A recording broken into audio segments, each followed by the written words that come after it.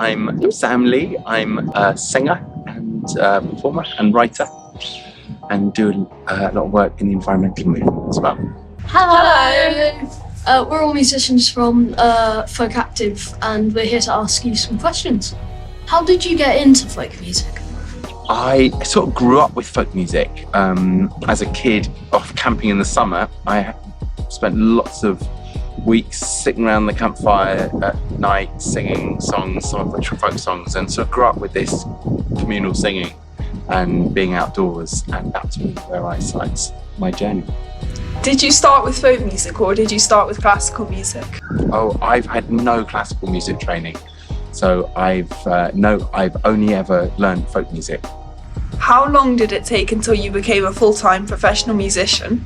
It's actually not as long as one would think, because I was I think it was probably over about a year that I was like, this is what I'm doing, and then started making an income that could keep me going.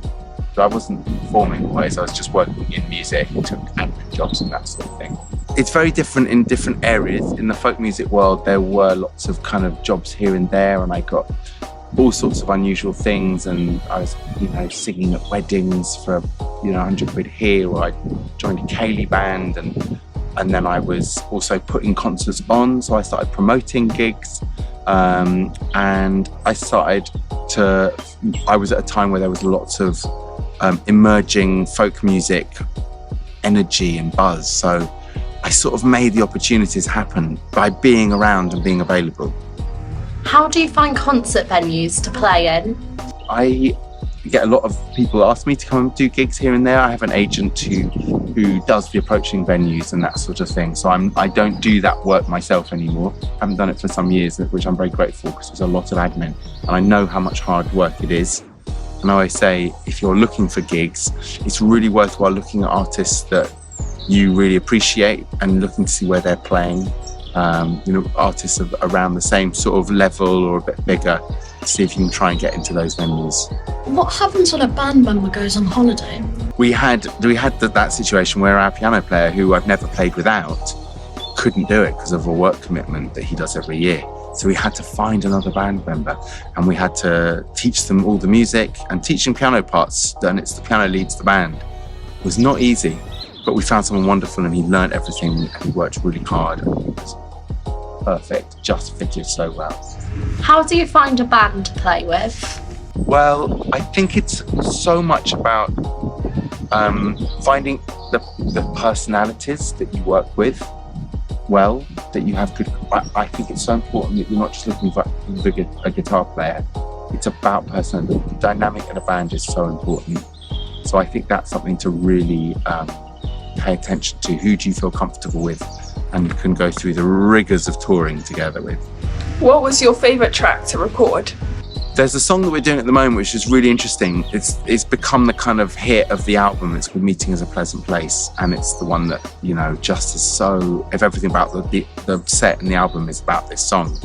Yeah, it was the one that, like, often with records, there isn't a record that doesn't have this, that the best song is the one that nearly didn't make it. And that one, we recorded it twice and it didn't work, and we were like, nah, this song isn't happening. And then we recorded a different song for a different project, and we had this setup of percussion, and I realized this was the sound of the percussion that was needed for that song. And at the end of the session, we had 45 minutes left on the clock hired of the studio, and I looked at the producer and I was like, you know what I'm going to say now? He's like, what are you going to say? I was like, we need to re-record Meeting Is a Pleasant Place. And he really didn't want to, but he knew he had to, and we did. And that's what made the recording of that song so wonderful, and then has taught us the drum setup, percussion setup, to play it live. Pretty unrelated, but what kind of fish would you be if you were a fish? Easy, and I saw one today. No, I didn't, that's not true. I'm a salmon. I have two, and the other one's not really a fish anyway. I saw an eel today in the River Test, just up the road, the cleanest river in Britain. Went for a swim in it, and as I got in, there was a massive eel. But actually, the salmon is my fish, the most beautiful and incredible fish that swims right up the river, lays its eggs, then dies, and then the spawn go out and spend 4 or 5 years at sea being saltwater fish, and then come up and become freshwater fish by completely biologically changing their bodies. They're keystone species, so they are hugely powerful, and the environment around a river is so impacted by salmon. Fish can have such influence on the land around, and the river, of course. So yeah, salmon, that's my fish. It's like saying wolf or bear of the fish world, but yeah. What should we listen out for in your music? Space.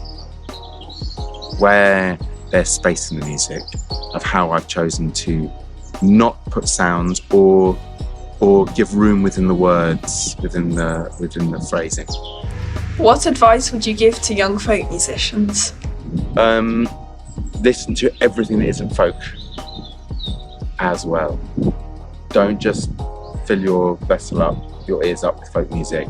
Make sure you're hearing contemporary music. Folk music will only survive into the future if it is adapting and connecting with contemporary music of all genres. So get to know those genres really well so that you can be more than just a folk musician. You have to be multifaceted as an artist, particularly in folk music, where opportunities are getting less and less and it's becoming harder and harder to become a professional. That's what you need to do.